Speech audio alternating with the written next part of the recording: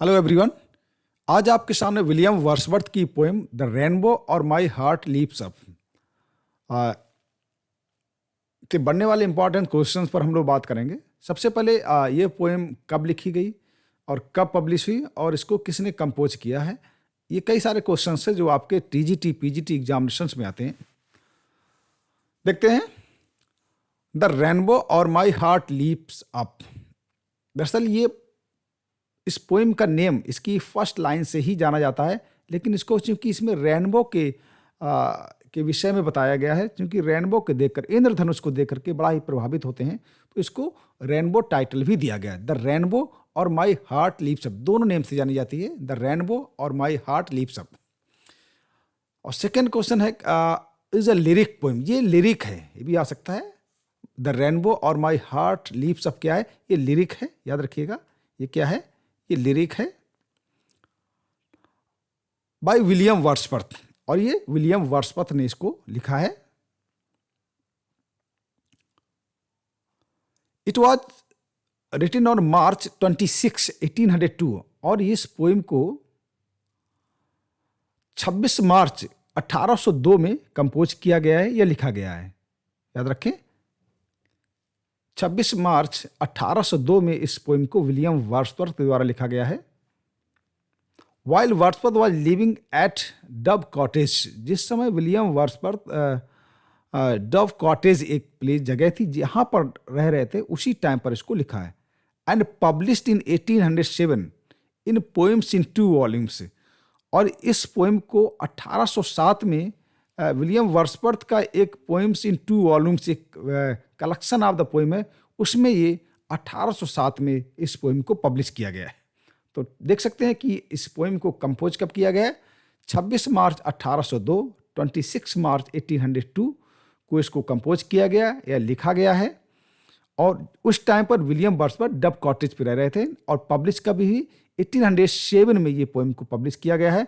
Publish कहाँ हुई? Poems in 2 volumes. ये विलियम वर्ड्सवर्थ का पोएम्स इन 2 वॉल्यूम्स, ये कलेक्शन ऑफ द पोएम है। इसमें कई सारी इंपॉर्टेंट पोएम आई हैं, तो ये भी उस कलेक्शन में इंक्लूड थी, जिसका नेम था पोएम्स इन 2 वॉल्यूम्स। इंपॉर्टेंट है, इसमें ये इस पोएम को पब्लिश किया गया। अब इस पोएम में दरअसल विलियम वर्ड्स क्या कहना चाहते हैं? My heart leaps up describes the pure delight the speaker feels upon. Speaker यहाँ पर पोइट यानी William Wordsworth. Speaker feels upon seeing a rainbow in the sky with its 7 colours. अब यहाँ पर क्या होता है कि प्योर डिलाइट यानी कि बड़ा ही आनंदित होते हैं पोइट यानी विलियम वर्ड्सवर्थ जब वो रेनबो को देखते हैं। जब रेनबो को देख करके जब वो रेनबो को स्काई यानी आसमान पर देखते हैं, तो बड़ा ही प्रसन्नचित होते हैं, बहुत ही खुश हो जाते हैं रेनबो को देखकर, इंद्रधनुष को देख करके आसमान में, आकाश पर, विद इट्स 7 कलर्स। क्योंकि इंद्रधनुष जैसा कि आप बरसात में इसको आप देख सकते हैं, और इस 7 कलर्स का होता है। इसको देख करके बहुत ही खुश होते थे विलियम वर्ड्सवर्थ। वो इतने खुश होते थे, कह रहे हैं, poet has felt Joy upon seeing a rainbow from childhood. Poet has felt Joy, ये जो आनंद है जो रेनबो को देख करके या इंद्रधनुष को देख करके हो रहा है पोइट को, ये इनके बचपन से ही है, ऐसा नहीं आज है। Seeing a rainbow from childhood, ये बचपन से ही रेनबो को देख करके बहुत ही खुश हो जाते थे। और थ्रू एडल्टहुड, यानी कि एडल्टहुड में भी, चाइल्डहुड में भी, एडल्टहुड में भी इसको देखकर खुश होते थे। He claims that he will continue to feel that same joy in his old age. अब वो कहना ये चाह रहे हैं कि बचपन में भी मैं बहुत ही खुश होता था, बहुत डिलाइटेड होता, बहुत प्रसन्नचित होता था, बड़ा आनंद होता था। उसी तरीके से मैं एडल्टहुड में भी मेरा जारी है, क्योंकि जिस समय लिख रहे हैं वो 32 ईयर्स के हैं। और ये कहते हैं कि ये कंटिन्यू रहेगा, यानी कि ओल्ड एज में भी जो इंद्रधनुष को देख करके, यानी प्रकृति के एक खूबसूरत पहलू को, खूबसूरत दृश्य को देख करके जो आनंद मैंने चाइल्डहुड में यानी बाल्यावस्था में फील किया था, वो एडल्टहुड में जारी है, और वो ओल्ड एज में भी जारी रहेगा। ओल्ड एज में भी मुझे ये जो दृश्य हैं मुझे खुश करते रहेंगे, और इससे मैं आनंदित होता रहूँगा। He would prefer to die यहाँ पर विदाउट जोड़ लें आप, डाई विदाउट, छूट गया है, die without, he would prefer to die without the love for the beauty of the nature. अगर वो क्या कह रहे हैं, देखिए वो कह रहे हैं कि अगर प्रकृति की सुंदरता से मैं प्रभावित न रह जाऊं तो उससे अच्छा मैं मरना पसंद करूंगा। I would prefer to die without the love for the beauty of the nature, यानी प्रकृति के प्रेम के बगैर मैं मरना पसंद करूंगा। कह रहा है कि अगर मेरा प्रकृति के प्रति प्रेम खत्म हो जाए तो मैं मरना पसंद करूंगा।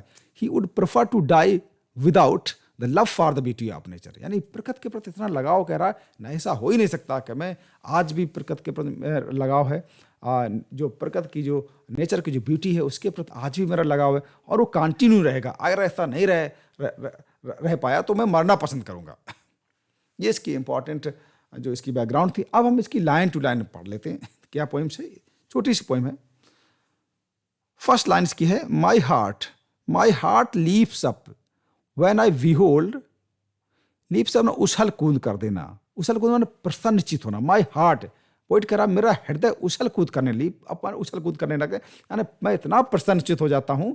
When I behold a rainbow in the sky, जब मैं स्काई में रेनबो को, इंद्रधनुष को देखता हूँ तो मेरा हृदय जो है वो उछल कूद करने लगता है, या मैं बहुत ही डिलाइटेड होता हूँ, बहुत ही आनंदित होता हूँ। बिहोल्ड में देखना होता है कि जब मैं आज स्काई में, आसमान में, आकाश में रेनबो को देखता हूँ तो बड़ा ही प्रसन्नचित होता हूँ और मेरा हृदय खुशी से झूम उठता है। So was it when my life began, so was it when my life began, यानी कि जब मेरी जीवन शुरुआत हुई थी, यानी चाइल्डहुड एज में। सो वाज इट, ये चाइल्डहुड एज में भी था, यानी बाल्यावस्था में भी था।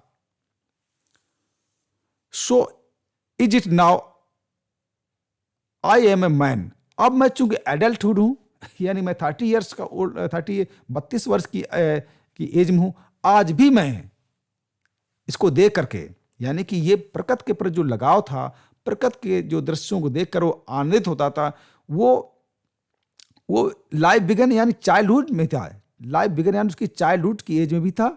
और नाउ आई एम मैन, अब जब मैं एडल्टहुड एज में हूं, यानी कि जब मैं 32 ईयर्स का हूं, तब भी मुझे वो क्षण, वो आनंद के क्षण मुझे आज भी उस रेनबो में दिखाई पड़ते हैं। और क्या कह रहा है, so be it when I shall grow old, और ये जो मेरा हृदय जो खुशियों से भर जाता है, मेरा उछल कूद करने लगता है रेनबो को देख करके, ये कंटिन्यू रहेगा। आई शैल ग्रो ओल्ड, यानी कि ओल्ड एज में भी ये प्रकृति को देख करके जो मेरा हृदय उछल कूद करता है, ये ओल्ड एज में भी जारी रहेगा। तब भी मैं उतना ही इससे प्यार करूंगा जितना कि मैंने चाइल्डहुड में किया था और आज मैं कर रहा हूं। और ये ओल्ड एज में भी मेरा ये प्रकृति के नेचर के प्रति जो लगाव था वो बना रहेगा और मेरा हृदय ऐसे, मेरा जो हार्ट है वो ऐसे दृश्यों को देख करके खुश होता रहेगा आज भी और ग्रो ओल्ड यानी कि ओल्ड एज में भी। और लेट मी डाई, अगर ऐसा नहीं होता तो मरना मैं पसंद करूंगा, यानी कि इतने सुंदर से दृश्य को देखकर। और लेट मी डाई, कितना अच्छी बात करें, लेट मी डाई, मैं मरना पसंद करूंगा। अगर भविष्य में भी जरा भी मैं प्रकृति से कहीं दूर गया या प्रकृति के दृश्यों को देख करके मैं प्रभावित ना हो पाया तो निश्चित रूप से मैं मरना पसंद करूंगा। यही कह रहे हैं। Child is the father of man, child बहुत ही important, child is the father of man. इसको कई तरीके से इसका एनालिसिस किया गया है। Child is the father of, देखा जाए कि बचपन, एक तो आप जैसे इमॉर्टैलिटी और पढ़ाई थी, child is the father of the spiritual way में कहा जाए तो ये माना गया है कि जब बच्चा दुनिया में आता है तो पूर्व जन्म की यादों को लेकर के आता है, यानी किसी को अपने क्रिएटर के घर से आता है, ईश्वर के यहाँ से आता है, तो उस अपने ईश्वर से लगातार वो जुड़ा रहता है और धीरे धीरे इस सांसारिक मोह माया में फंस करके वो अपने क्रिएटर से, अपने गॉड से दूर हो जाता है, उस हेवन से या उस स्वर्गिक दुनिया से वो दूर हो जाता है। इस तरीके से मान सकते हैं। दूसरा और है कि जो चाइल्डहुड की एज है वो एक तरीके से जो फीलिंग्स होती है चाइल्डहुड की, जो व्यक्ति बचपन में सीखता है, देखता है, वही आगे चल के वो मैनहुड में डेवलप हो जाती हैं। जिस तरीके से मॉर्निंग की शुरुआत दिन को इंगित करती है, उसी तरीके से कहा जाएगा कि चाइल्डहुड जो होता है वो मैनहुड का रास्ता दिखाता है। यानी कि जो चाइल्डहुड में को बहुत सारी फीलिंग्स होती हैं, वो आगे डेवलप होकर के मैनहुड में चेंज हो जाती हैं। इस तरीके से भी हम कह सकते हैं child is the father of man. और अगर डीप जाएं, क्योंकि देखा जाए द सीड्स ऑफ मैनहुड, यानी कि जो इसके बीज होते हैं या सीड्स होते हैं, जो शुरुआत होती है मैनहुड की, वो एक तरीके से चाइल्डहुड से ही होती है। शुरुआत तो चाइल्डहुड से ही होती है। इस तरीके से जो बच्चा होता है अपने बाल्यावस्था में, वो आगे चल के एक परफेक्ट एक मैनहुड एज में आ जाएगा। तो इस तरीके से भी कह सकते हैं कि child is the father of man. इसको और आप कहीं पढ़ेंगे तो मिल जाए। कुल मिलाकर यही कह सकते हैं child is the father of man. कई तरीके से इसको एनालिसिस किया गया है, बहुत इंपॉर्टेंट पोएम है। और क्या कर I could wish my days to be, मेरी इच्छा है, माई डेज मेरी लाइफ, माई डेज मेरी life, my days to be, I could wish मेरी इच्छा है, माई डेज टू बी, मेरा जीवन ऐसा रहे, my days my life to be, ऐसी रहे। कैसी? Bound east to east by natural piety, bound by natural piety, bound east to east, यानी कि लिंक रहे, बाउंड ईस्ट टू ईस्ट मतलब है कि जिस तरीके से विदाउट एनी ब्रेक, यानी कि चाइल्डहुड को इन्होंने एक तरीके से मैनहुड से बांधा है, कि जिस तरीके से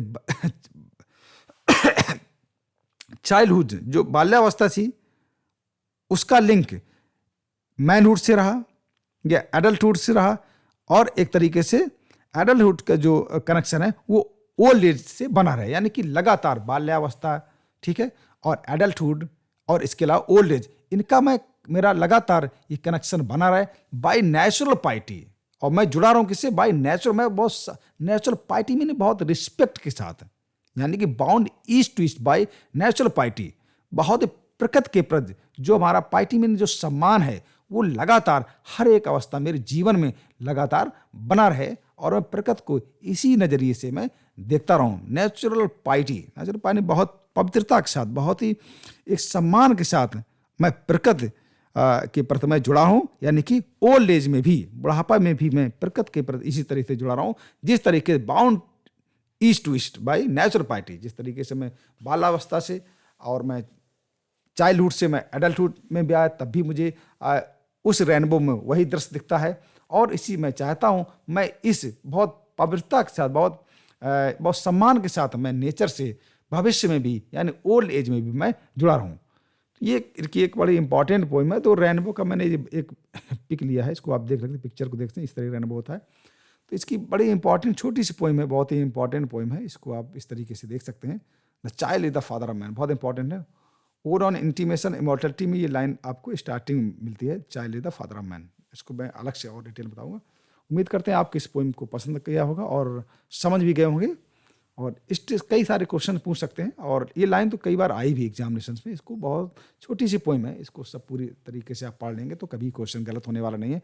डीपली पढ़ना पड़ेगा तभी आपका सिलेक्शन होगा। इसको 2-4 बार पढ़ें तो आपको खुद ही रट जाएगी सभी लोगों को, क्योंकि सिलेक्शन के लिए इंपॉर्टेंट है कि आपको बहुत डीप पढ़ना पड़े, एज ए टीचर पढ़ना पड़ेगा। जिनका सिलेक्शन दरअसल होता है सिर्फ ऑब्जेक्टिव क्वेश्चन को करके आप सिलेक्शन नहीं पा सकते। आप इसमें विश्वास करें, इतना पढ़ने के बाद कहीं भी कोई एक्सरसाइज आपको मिल रही है तो आसानी से आप उसको कर पाएंगे।